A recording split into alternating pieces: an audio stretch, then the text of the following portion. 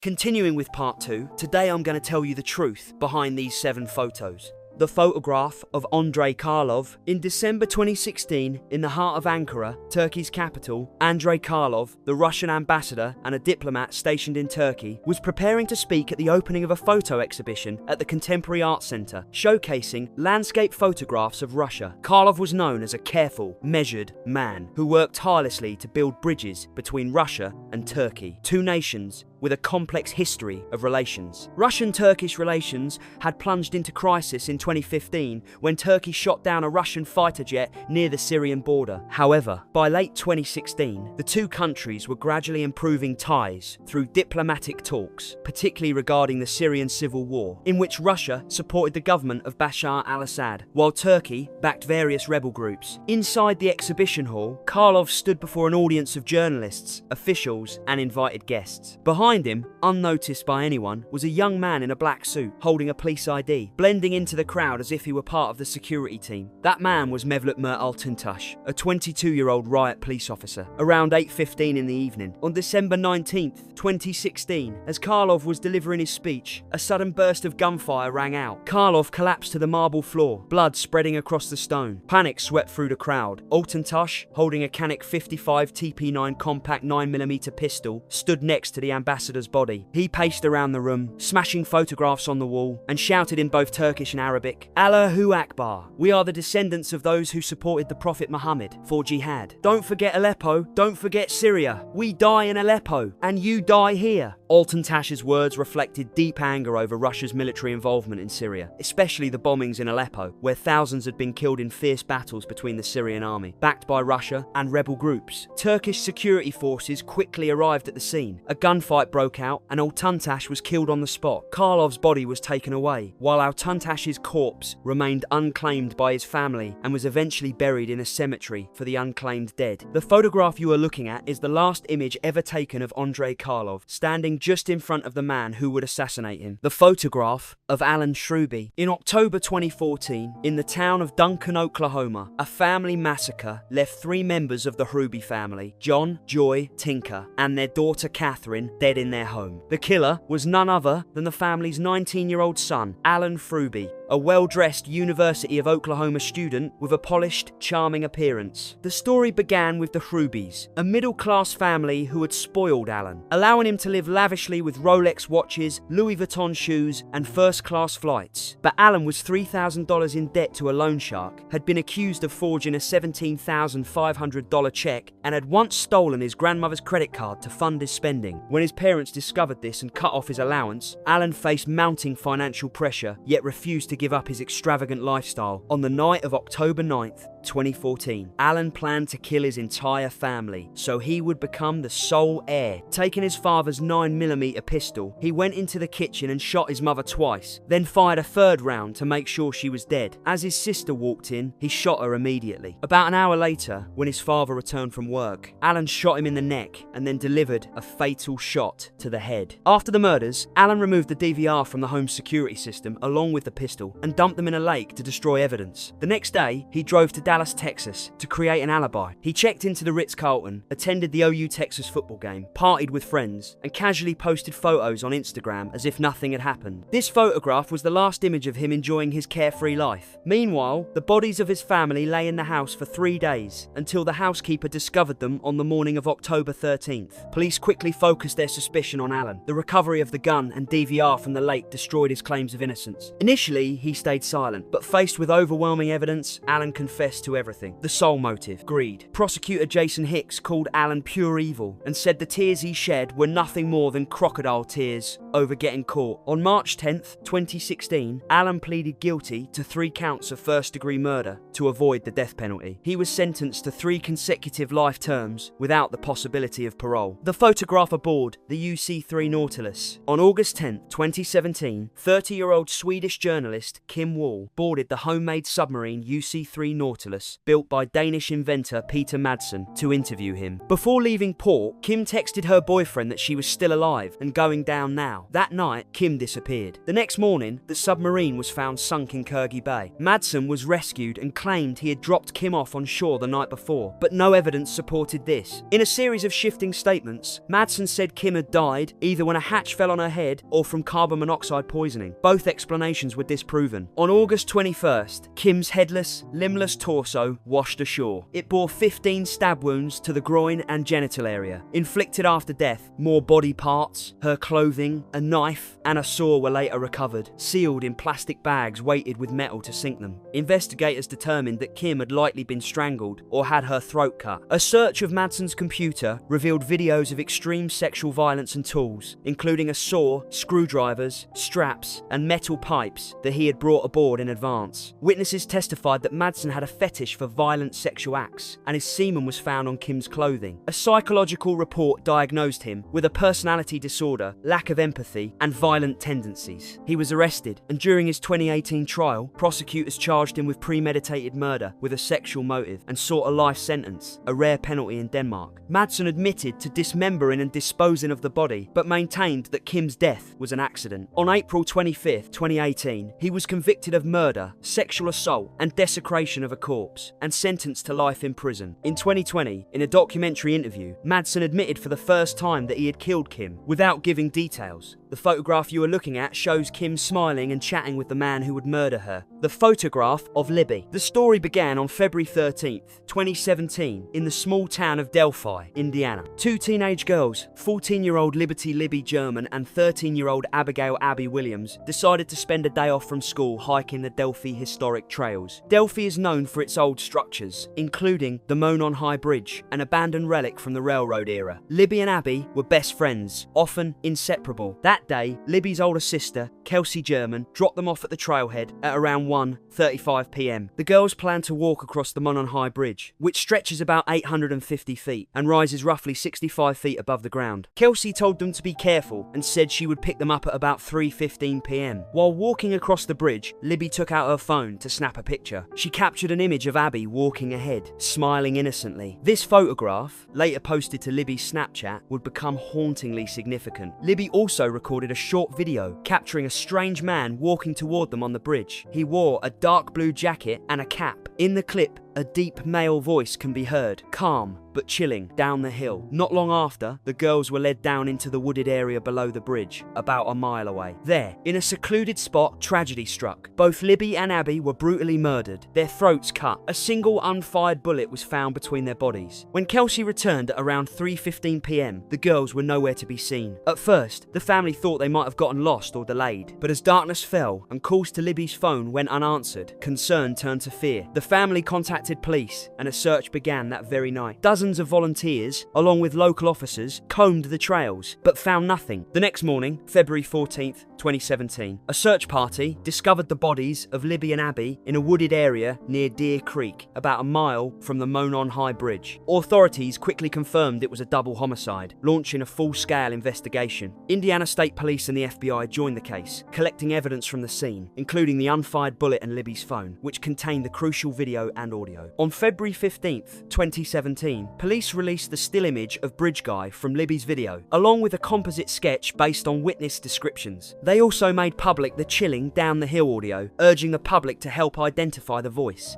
In 2019, police released a new sketch, depicting a suspect younger than the original drawing. They also shared a longer version of the audio in which the suspect says, "Guys, down the hill." These efforts kept the case alive in public memory, but it remained unsolved. Then, in October 2022, a major breakthrough came. Richard Allen, a 50-year-old pharmacist from Delphi, was arrested and charged with the murders. Allen was an unremarkable local man, married with a daughter who worked at a CVS store. A search of his home turned up a pistol, and forensic testing matched the unfired bullet from the crime scene to his gun. Additionally, in an April 2022 phone call from jail, Allen confessed to his wife that he had killed Libby and Abby, repeating the admission 7 times before the call was cut off. And the photograph you're looking at, a picture that seems so ordinary, carries within it the shadow of a monstrous crime. A photograph of Hindley. In the 1960s, in Manchester, England, there was a man named Ian Brady, a 24-year-old warehouse worker. His life was troubled. Born out of wedlock in Glasgow, he had been involved involved in petty crimes and harboured a fascination with Nazi ideology. At Millwards, he met Myra Hindley, an 18-year-old typist who grew up in a working-class street in Manchester. The relationship between Brady and Hindley began innocently. He introduced Hindley to a library of depravity, encouraging her to read works about cruelty and power. By 1963, Hindley had transformed. With bleached blonde hair and a bold demeanour, he began talking about committing the perfect murder. Hindley, captivated and manipulated, became a willing accomplice, their bond cemented by a thirst for thrills and secrecy. On a summer evening in 1963, Pauline Reed, a 16-year-old neighbour of Hindley's, was walking to a dance in Gorton. Hindley, acquainted with Pauline, approached her with a fabricated story about losing a glove on Saddleworth Moor. Trusting her acquaintance, Pauline agreed to help. The three drove to the desolate moorland. There, Brady's brutal instinct surged. Pauline was sexually assaulted, beaten, and had her throat cut. Brady and Hindley buried her body in a shallow grave, marking the spot with a photograph. Hindley kneeling on the ground, holding her dog Puppet beside her. 4 months later, the pair struck again. John Kilbride, a 12-year-old boy, was at Ashton-under-Lyne Market, earning pocket money by running errands. Hindley approached him, asking for help carrying packages to her van.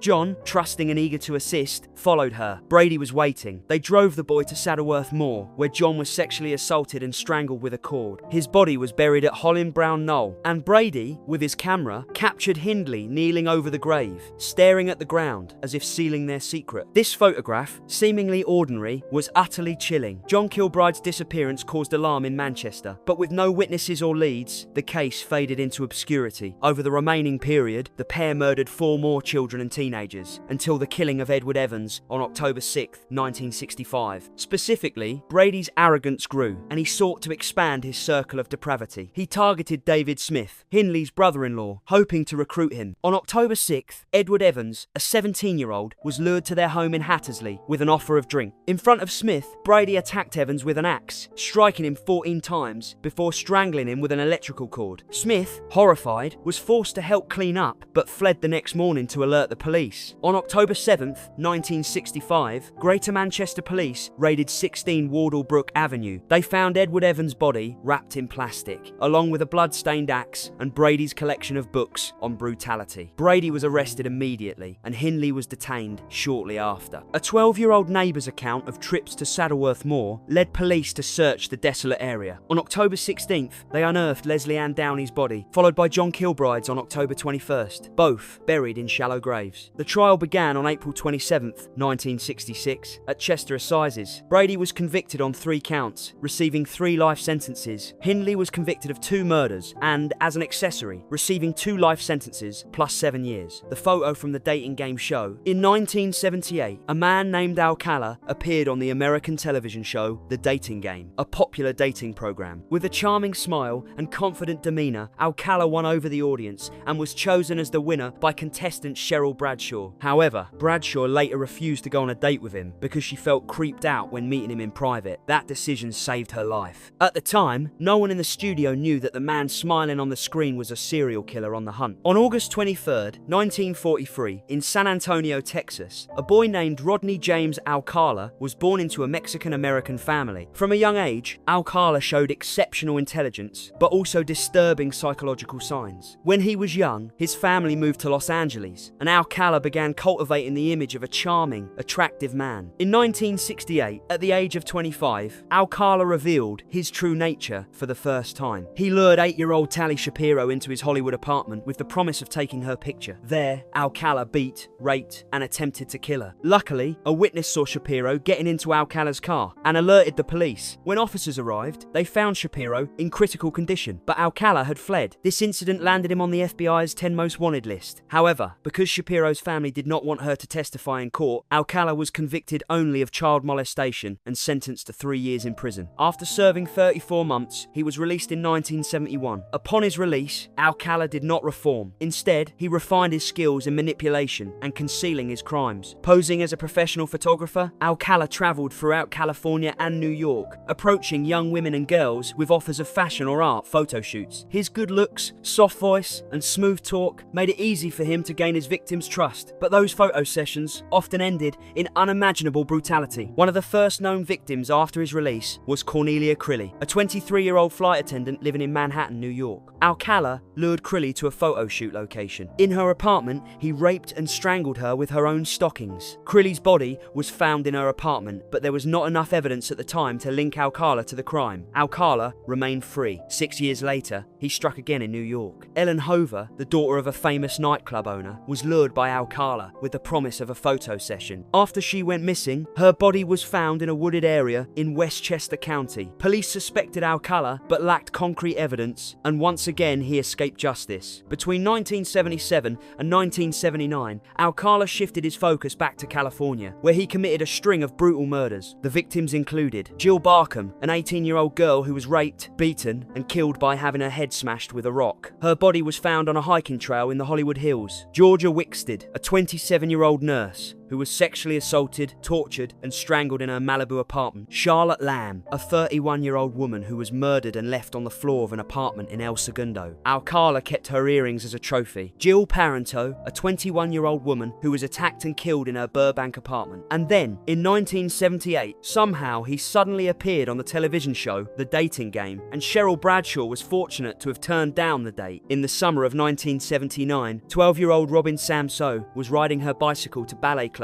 in Huntington Beach, California, when Alcala approached her, offering to take her picture. Samsoe disappeared shortly after, and her body was found 12 days later in a remote area of Sierra Madre. Police quickly linked Alcala to the crime thanks to the testimony of Samsoe's friends, who had seen him approach her. When police searched Alcala's home, they discovered a storage unit receipt in Seattle. Inside, they found a horrifying stash. Hundreds of photographs of women and children, some in pornographic poses, along with the earrings belonging to Robin Samsoe and Charlotte Lamb. These photos became critical evidence. Alcala was arrested in 1979 and tried for the murder of Robin Samsoe. In 1980, he was sentenced to death. The photo of Prince Andrew. The story began in the late 1990s. At the heart of American high society, Jeffrey Epstein, a wealthy financier, owned lavish homes in Manhattan, Palm Beach, and a private island in the Virgin Islands called Little St. James. Epstein was not only a businessman, but also a connector of powerful figures. Among his friends was Prince Andrew, the Duke of York, the second son of Queen Elizabeth II. The relationship between Epstein and Andrew began in the late 1990s, reportedly through an introduction by Ghislaine Maxwell, a British socialite and Epstein's former girlfriend and close associate. However, Maxwell was accused of playing a central role in a criminal operation, recruiting and grooming underage girls to serve the sexual desires of Epstein and his friends. In 1999, Virginia Roberts, later known as Virginia Giuffre, a 16-year-old girl living in Florida, was working at Donald Trump's Mar-a-Lago resort in Palm Beach. Virginia was approached by Maxwell. With a friendly demeanor and promises of job opportunities, Maxwell offered to train Virginia as a massage therapist for Epstein. Virginia saw this as a chance to change her life. However, she quickly realized that the massage job at Epstein's Palm Beach mansion was a trap. According to her testimony, Epstein and Maxwell forced her to perform sexual acts, sometimes with them or others. Maxwell, as a recruiter, not only lured Virginia, but also instructed her on how to please Epstein. She was paid for each session and was asked to recruit other girls, creating a systematic network of abuse. In 2001, when Virginia was 17, she was taken to London, where Maxwell introduced her to Prince Andrew. Maxwell woke her up and said she would meet a prince. After drinking at a nightclub, Virginia was taken to Maxwell's home in Belgravia. There, she alleged that Prince Andrew sexually abused her. A famous photo was taken at this time, showing Andrew with his arm around Virginia's waist, with Maxwell smiling in the background. This photo later became a key piece of evidence in Virginia's allegations. Virginia claimed she was forced to have sex with Andrew 2 more times, once at Epstein's Manhattan mansion and once on Little St. James, where Epstein hosted lavish parties with many young girls. Virginia felt trapped, not only by Maxwell's implicit threats, but also by the power of the influential men she was forced to serve. Epstein's network began to unravel in 2005, when a parent in Florida reported to the police that their 14-year-old daughter had been abused at Epstein's mansion. The Palm Beach police investigation uncovered dozens of victims, many of them minors, who were lured with money and promises. In 2006, Epstein was arrested and charged with organising the prostitution of minors. However, in 2008, he reached a controversial plea deal with federal prosecutors, receiving only an 18-month prison sentence, with a work-from-home arrangement impeachment and was released early after 13 months. This deal, overseen by prosecutor Alexander Acosta, also included a clause granting immunity to potential co-conspirators, which later sparked controversy regarding Prince Andrew and Maxwell. During this time, Virginia Giuffre began to speak out. Her lawsuit marked the first time Prince Andrew was publicly linked to Epstein's network. After Epstein's release in 2009, he continued his lavish lifestyle and powerful connections, including with Prince Andrew. In 2015, Virginia Giuffre publicly accused Prince Andrew in a federal lawsuit, demanding he testify. Andrew denied all allegations, claiming he did not recall meeting Virginia and calling the accusations false and baseless. In 2019, everything changed when Epstein was arrested again in July for child sex trafficking. Details emerged, including about his relationship with Prince Andrew. However, Epstein took his own life in prison in August 2019. In July 2020, Ghislaine Maxwell was arrested in New Hampshire, USA, and charged with child sex trafficking. During her trial in 2021, victims, including Virginia, provided detailed testimony about Maxwell's role in recruiting and abusing young girls. Some victims, like Maria Farmer, accused Maxwell of directly participating in their abuse. Maxwell was sentenced to 20 years in prison in June 2022. That's the end of part 3, and if you enjoyed my video, don't forget to leave a like and subscribe to the channel. Thank you for watching until the very end.